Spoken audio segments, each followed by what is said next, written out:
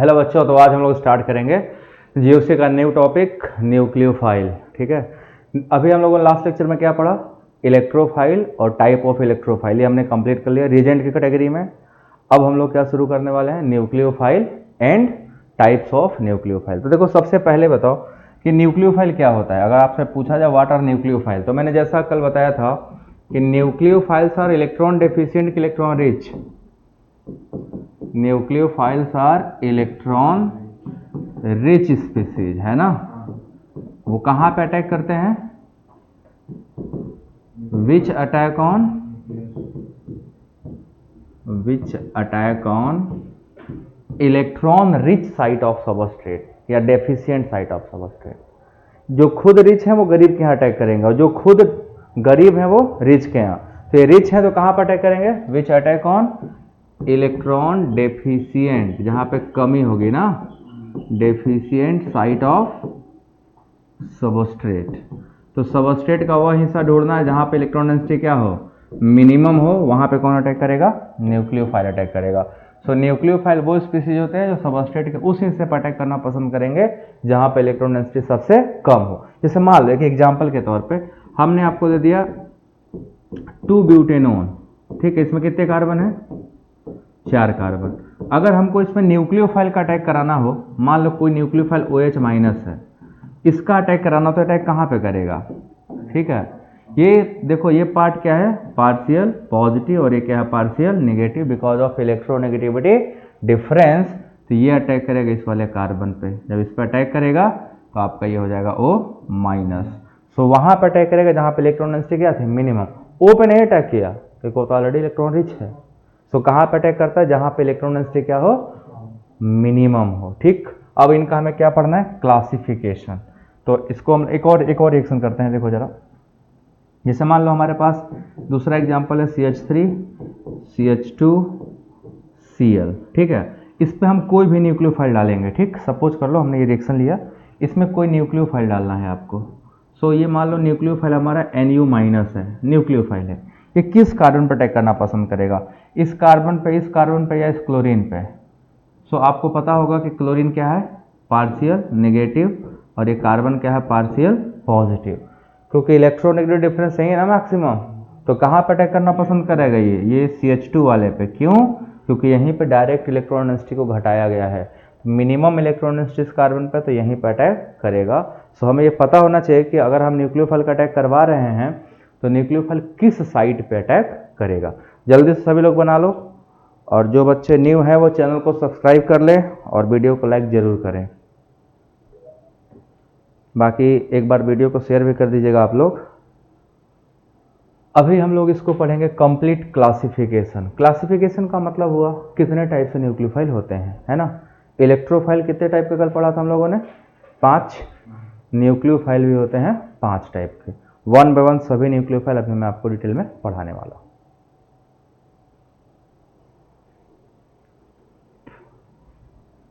So heading डालिएगा classification of nucleophiles.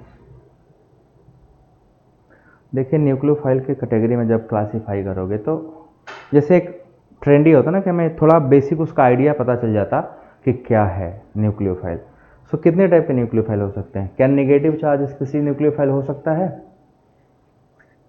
बिल्कुल हो सकता है। क्या न्यूट्रल स्पीसीज न्यूक्लियोफाइल हो सकता है जिनके पास लोन पेयर हो? क्या पाई बॉन्डेड मॉलिक्यूल न्यूक्लियोफाइल हो सकते हैं? बिल्कुल हो सकते हैं, अगर वो हाइड्रोकार्बन्स हों। ऑर्गेनोमेटालिक कंपाउंड जो है वो आपके न्यूक्लियोफाइल्स हैं। और एक वर्ड आएगा आपका एम्बिएंट न्यूक्लियोफाइल। ये 5 टाइप का 1 बाय हम लोग पढ़ेंगे। तो हेडिंग डाल लो क्लासिफिकेशन ऑफ न्यूक्लियोफाइल्स। अब देखिए कैसे कैसे क्लासीफाई करना है। Classification of nucleophile.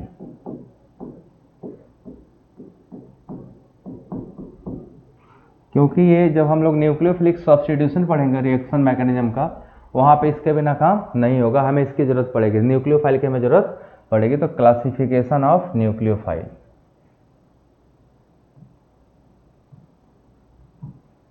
ठीक है, this is the classification of nucleophiles. चलिए शुरू करा जाए। सो डिफरेंट बेसिस हैं क्लासिफाई करने के, जैसे चार्ज के बेसिस पे नेगेटिव न्यूक्लियोफाइल और न्यूट्रल पॉजिटिव न्यूक्लियोफाइल कुछ होते हैं, कुछ एक्सेप्शन भी दिखाऊंगा, ठीक है। सो सबसे पहले हमारा हो जाएगा ए पॉइंट ए में नेगेटिव चार्ज न्यूक्लियोफाइल, हेडिंग डाल लो नेगेटिव चार्ज न्यूक्लियोफाइल्स।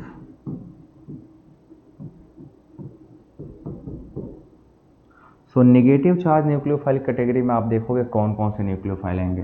देखो जैसे हमने कल इलेक्ट्रोफाइल जब आपको पढ़ा रहे थे, मैंने आपको बताया था कि जितने भी पॉजिटिव चार्ज हैं सब इलेक्ट्रोफाइल नहीं है, है ना। बट नेगेटिव चार्ज के केस में जितने भी नेगेटिव चार्ज स्पीसीज हैं सब न्यूक्लियोफाइल हैं।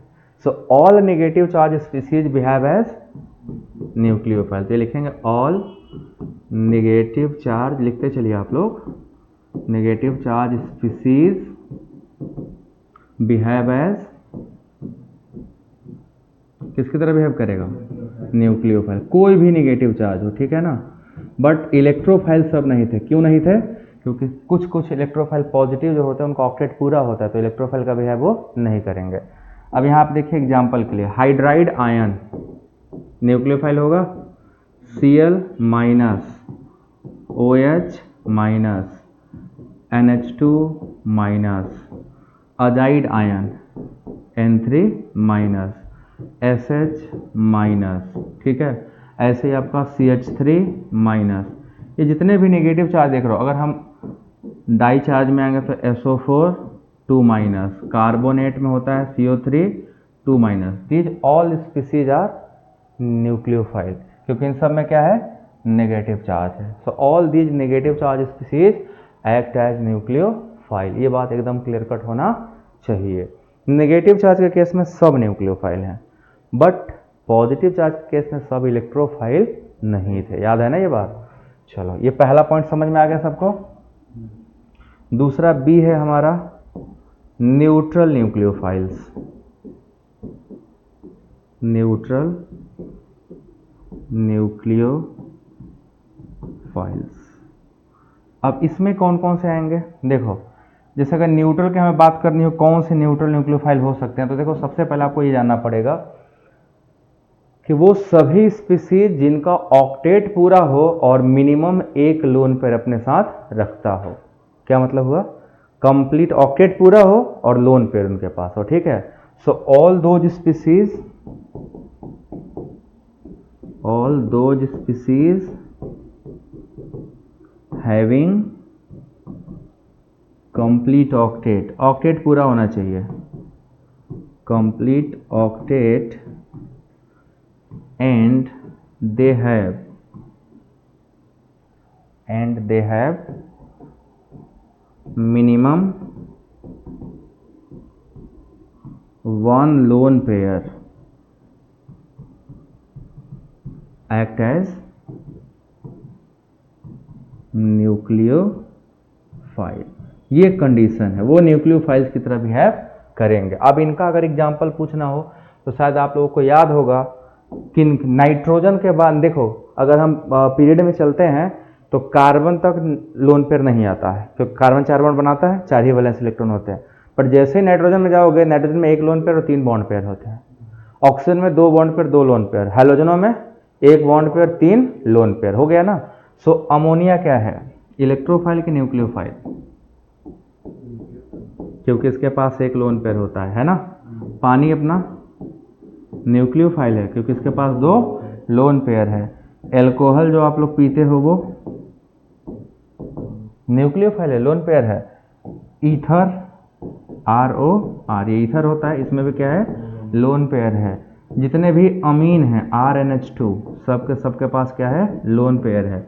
पिरिडीन के पास क्या है, लोन पेयर है ना। तो this is behave as nucleophile. तो इसमें और 2-4 एग्जाम्पल जोड़ सकते हो ऊपर वाले में, जैसे तुम्हें फिनॉक्साइड आयन जोड़ सकते हो ना इस वाले में, वो भी तो नेगेटिव चार्ज ही है। एसीटेट आयन न्यूक्लियोफाइल है, CH3COO माइनस। तो ये सब न्यूक्लियोफाइल कैटेगरी में आएगा, उसमें और आप जोड़ सकते हो। ये आपके हो गए न्यूट्रल वाले। इनमें क्या ध्यान देना है, किसी भी स्पीसीज पे चार्ज है नहीं, बट सब पे लोन पेयर है, हाँ। तो लोन पेयर होगा तो क्या होगा, वो थायोल, एसएच को क्या बोलते हैं, आरएसएच को थायोल बोलते हैं। ट्राइफिनाइल फॉस्फीन का नाम सुना होगा, PPH3, इसके पास भी क्या होता है, एक lone pair. So these are the class of neutral nucleophiles. बना लो, ये सभी के सभी न्यूट्रल न्यूक्लियोफाइल की कैटेगरी में आते हैं।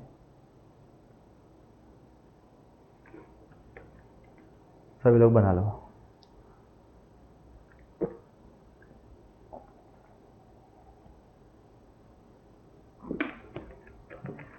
ये बात डन। 2 क्लास हो गया। तीसरी क्लास पाई bonded nucleophiles.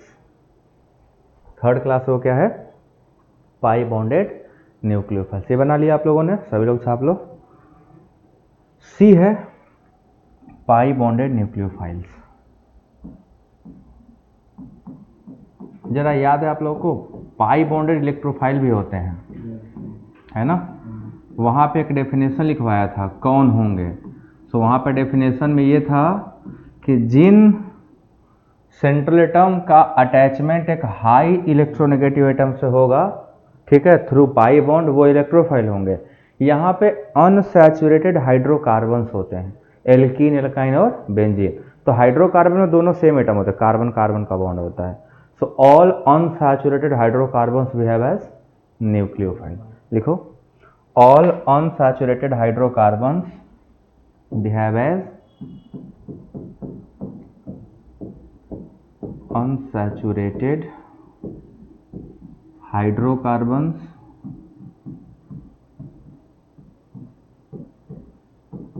behave as nucleophile।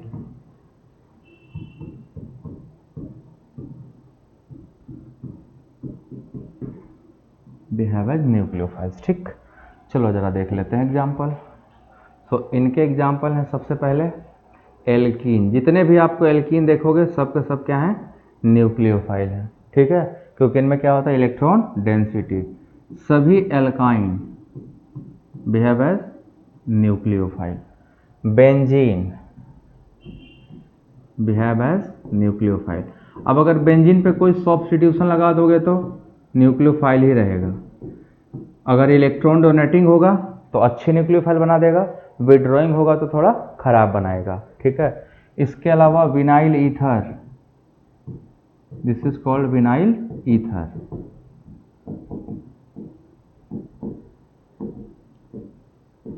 फिर vinyl amine, this species is called vinyl amine. ये सब क्या हैं, आपके न्यूक्लियोफाइल की कैटेगरी है। सो ये हो गया पाई बॉन्डेड न्यूक्लियोफाइल्स। क्लियर, बना लिया सबने, बना डालो इसको भी। वहाँ पे क्या था, aldehyde, ketone, nitrile, carbon dioxide, SO3, क्योंकि वहाँ पे हर सेंट्रल एटम हाई इलेक्ट्रोनेगेटिव जुड़ा था। क्या इसमें कोई दिख रहा है ऐसा हाई इलेक्ट्रोनेगेटिव से जुड़ा हुआ, नहीं दिखेगा आपको। तो नहीं दिख रहा है, इसका क्या मतलब हुआ, न्यूक्लियोफाइल नहीं है वो, ठीक है ना। यहाँ पे सब सेम सेम एटम है, इसलिए न्यूक्लियोफाइल का बिहेव करेंगे। इन सब पे देखो, ये आपका जो एल्कीन एल्काइन है इलेक्ट्रोफिलिक एडिशन रिएक्शन देता है, जो मार्कोनिक ऑफ एंटी मार्कोनिक ऑफ है। बेंजीन पे इलेक्ट्रोफिलिक सब्स्टिट्यूशन होता है, तो इलेक्ट्रोफाइल ही जाकर सब्स्टिट्यूशन करता है। इसका मतलब ये खुद क्या है, न्यूक्लियोफाइल है, क्योंकि जो न्यूक्लियोफाइल होगा वही क्या होगा, इलेक्ट्रोफाइल पे अटैक करेगा, है ना, और जो इलेक्ट्रोफाइल होगा वो न्यूक्लियोफाइल पे अटैक करेगा। ठीक, अब कुछ क्वेश्चन करने की बारी है। देखिए, बहुत सारे ऐसे मॉलिक्यूल हैं जो पॉजिटिव चार्ज है, इलेक्ट्रोफाइल नहीं है। बहुत सारे ऐसे मॉलिक्यूल हैं पॉजिटिव चार्ज है, ना इलेक्ट्रोफाइल है ना न्यूक्लियोफाइल है। और कुछ ऐसे भी मॉलिक्यूल हैं पॉजिटिव चार्ज होते हुए भी न्यूक्लियोफाइल है। तो आप क्वेश्चन के माध्यम से समझेंगे, ठीक है। हेडिंग डाल लो, अभी नहीं, कुछ देर बाद क्वेश्चन करेंगे। अभी तो हम लोग 3 ही किए ना, 5 करना है। चौथा लिखो, ऑर्गेनोमेटेलिक न्यूक्लियोफाइल्स। डी हमारा क्या हो जाएगा, ऑर्गेनोमेटेलिक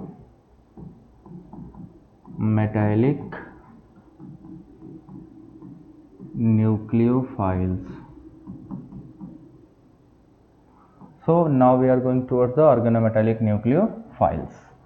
पहले बताओ आप लोग, ऑर्गेनोमेटेलिक कंपाउंड का क्या मतलब होता है, नाम सुना है इसका पहले, ऑर्गेनोमेटेलिक क्या मीनिंग है इसका?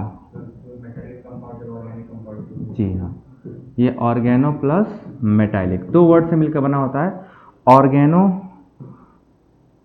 पिज्जा वाला ऑर्गेनो नहीं है ये कौन सा कंपाउंड है? कार्बन वाला पार्ट, ठीक है, कार्बन पार्ट, मतलब एक ऐसा कंपोनेंट होगा जिसमें कार्बन होगा और ये वाला क्या होगा? Metal part. तो एक ऐसे कंपाउंड जिसमें क्या हो, मेटल और कार्बन किससे जुड़े हों? कोवेलेंट बॉन्ड से, ठीक है। So those molecule in which there is a direct bonding between carbon part with metal, ठीक है। तो जिनमें कार्बन मेटल के साथ कोवेलेंट बॉन्ड से जुड़ जाता हो वो मॉलिक्यूल क्या कहलाएगा? Organometallic compound. और सभी ऑर्गेनो मेटालिक कंपाउंड न्यूक्लियोफाइल का बिहेव करने वाले हैं। देखो कैसे। पहला एग्जांपल है, सबसे पहला ग्रिग्नार्ड रिएजेंट, नाम सुना है? क्लास 12 में पढ़ा जाता है। ग्रिग्नार्ड रिएजेंट क्या होता है? RMgX, जहाँ पे R बराबर कोई आपका क्या होगा? मेथाइल, ये मेथाइल भी हो सकता है, मेथाइल, इथाइल, प्रोपाइल, कुछ भी हो सकता है ना। तो उसके अकॉर्डिंग आप लोग लिखो। जैसे मान लो हम एक एग्जांपल यही लिख दे रहे हैं, CH3MgBr, इसको बोलते हैं मेथाइल मैग्नीशियम ब्रोमाइड। ये कौन सा पार्ट है? निगेटिव, तो किसकी तरह बिहेव करेगा? न्यूक्लियोफाइल की तरह। दूसरा है हमारा example alkyl lithium, alkyl lithium. इसमें क्या होता है? लिथियम किसके थ्रू बॉन्ड बना लेता है? किसी कार्बन पार्ट के थ्रू, CH3Li, जहाँ पे Li क्या होगा? पॉजिटिव पार्ट, मेथाइल क्या होगा? Negative part. दो एग्जांपल हो गए। तीसरा एग्जांपल है गिलमन रिएजेंट, गिलमैन रिएजेंट। अब गिलमन रिएजेंट क्या होता है? इसको बोलते हैं डाई एल्काइल कॉपर लिथियम। मैं नाम लिख रहा, रुक जाओ। ये कॉपर और ये लिथियम दोनों पे एक एक पॉजिटिव और दोनों मेथाइल पे एक एक negative. This is called dimethyl copper lithium, ठीक है, डाई मेथाइल कॉपर लिथियम। ये कौन सा बात हो गया? क्या चीज हो गया? ये organometallic compound. Just 1 minute, इसको मैं थोड़ा अलग कर देता हूँ, ठीक है।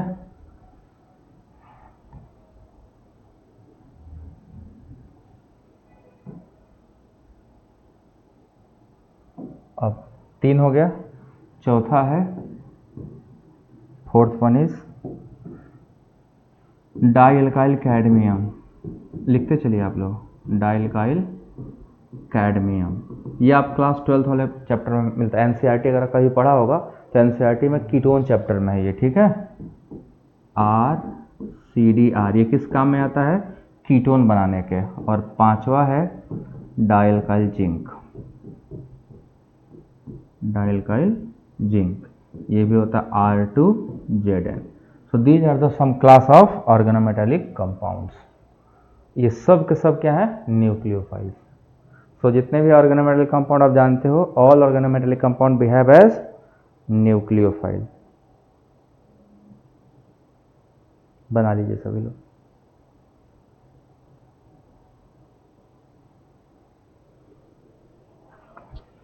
सो ये हमारा चौथा है, फोर्थ पार्ट, जिसमें हम क्या पढ़ रहे हैं? ऑर्गेनोमेटालिक कंपाउंड भी न्यूक्लियोफाइल की तरह बिहेव करते हैं। सभी को, जिसको भी कोई दिक्कत होगा आप लोग कमेंट करके बोल सकते हो, बता सकते हो।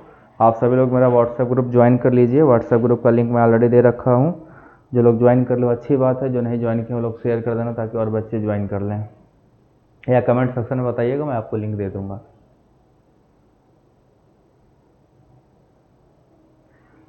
डायरेक्ट क्वेश्चन मिलेंगे आपको इन सबसे, सीधा क्वेश्चन मिलेगा। आप PYQ उठा कर देख लो chapter wise.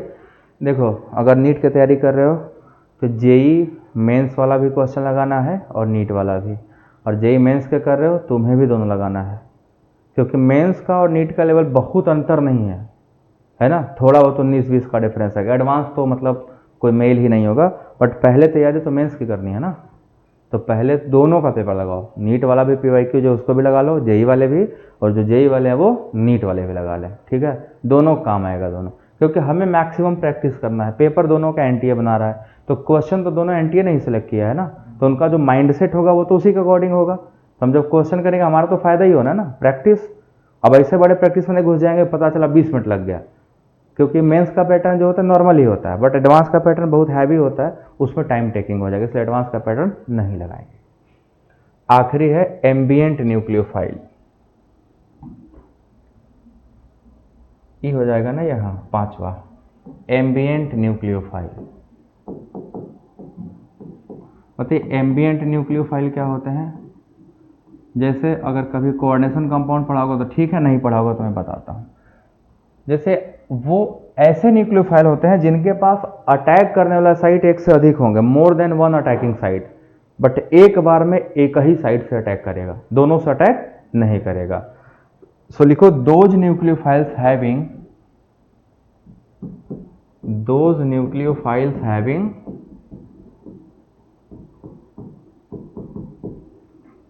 more than one attacking site,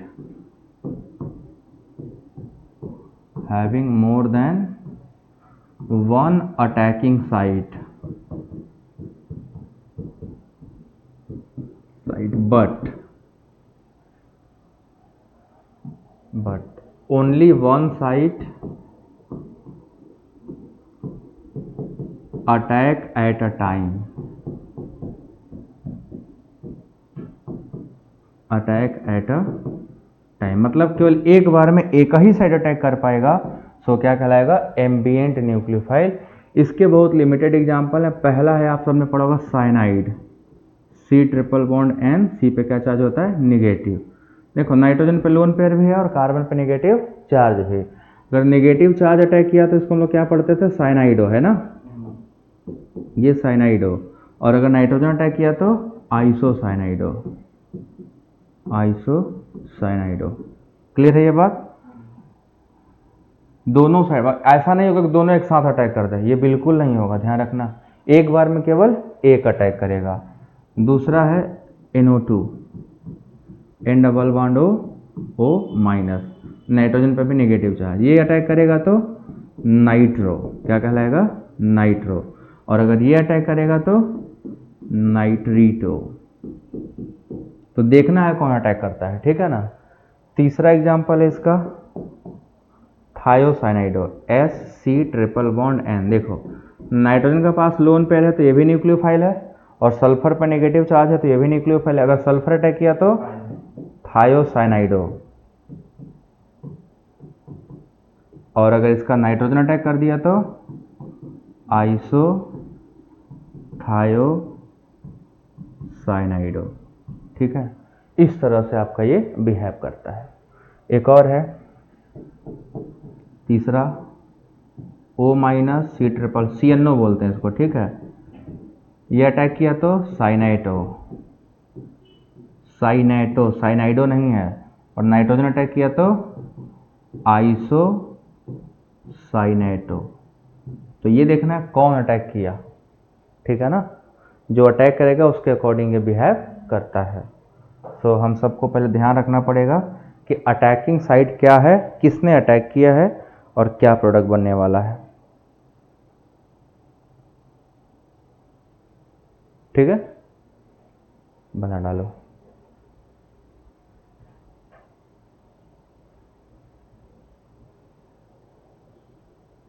so this is all about reagent, electrophile as well as nucleophile, दोनों हम लोगों का क्या हो गया, कंप्लीट हो गया। आइए कुछ क्वेश्चन करते हैं, ठीक। सॉल्वेंट पढ़ा चुका हूँ, है ना, और क्या पढ़ा चुका हूँ, electrophile, nucleophile, homolytic bond cleavage, heterolytic bond cleavage, ठीक। आइए कुछ प्रैक्टिस कर लिया जाए। डन हो गया, छाप लिए, बना लो बना लो।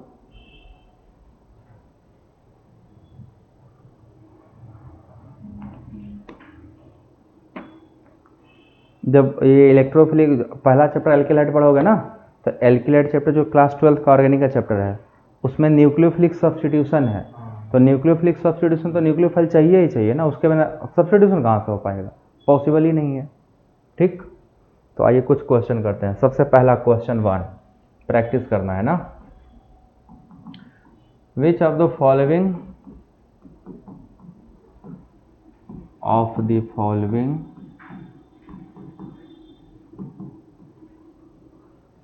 Is not an attacking agent. इनमें से कौन सा अटैकिंग एजेंट नहीं है? ठीक है, अटैकिंग एजेंट नहीं है क्या मतलब हुआ बच्चों कि ना तो इलेक्ट्रोफाइल है ना तो न्यूक्लियोफाइल है। ठीक है,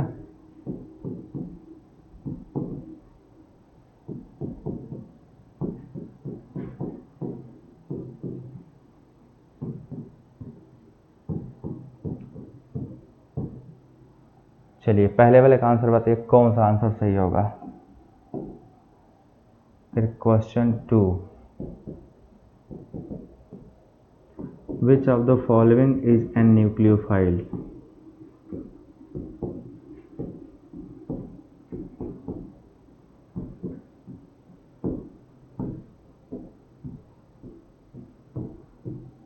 बिहेव एज न्यूक्लियोफाइल। सभी लोग कमेंट सेक्शन में आंसर बताइए, सभी लोग आंसर बताते चलेंगे। मैं भी पैरेलल डिस्कस करूंगा, पहले ये कर लूंगा तब। अच्छे से देखना, गलती होने के चांसेस पूरे हैं।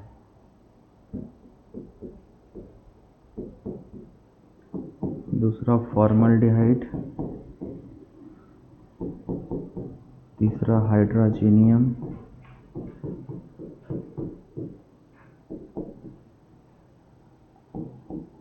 चौथा कार्बन डाइऑक्साइड।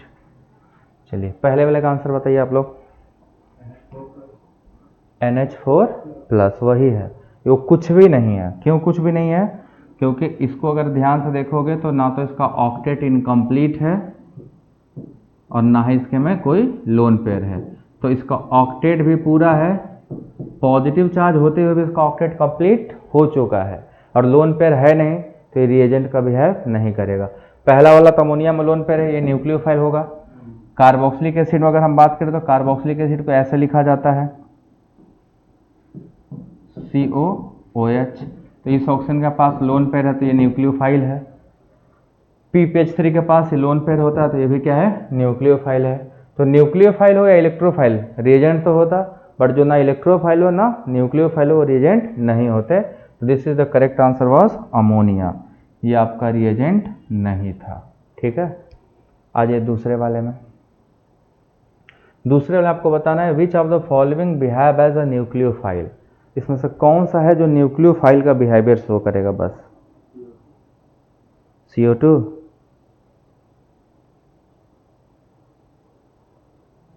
CO2 तो इलेक्ट्रोफाइल है ना?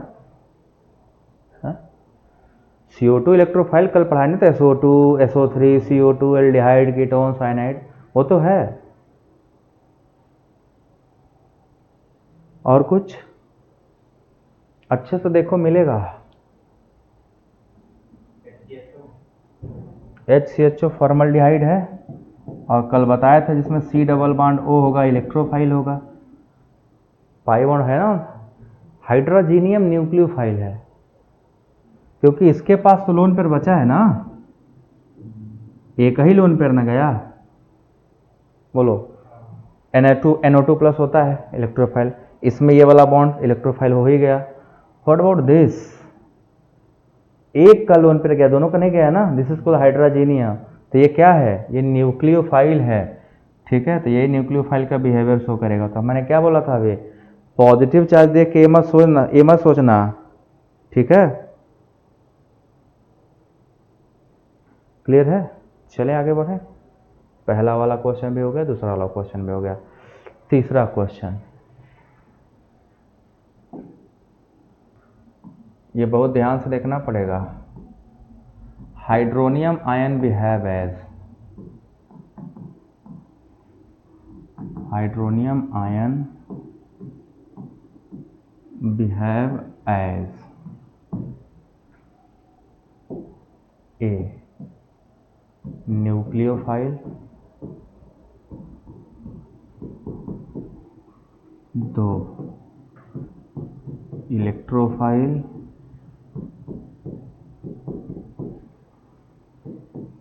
3 न्यूक्लियोफाइल इलेक्ट्रोफाइल ब्रॉन्स्टेड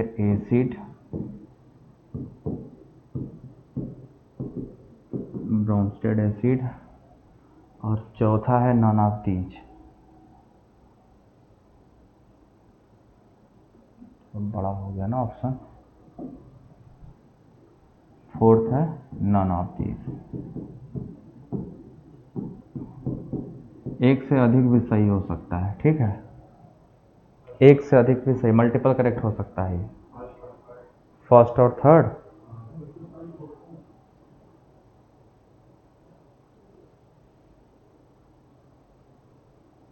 फर्स्ट और थर्ड पक्का? हाँ सही है। हाइड्रोनियम मतलब ये H3O प्लस, इसमें एक लोन पेयर होता है ना, ये टूटेगा तो क्या क्या बना देगा, H2O प्लस H प्लस।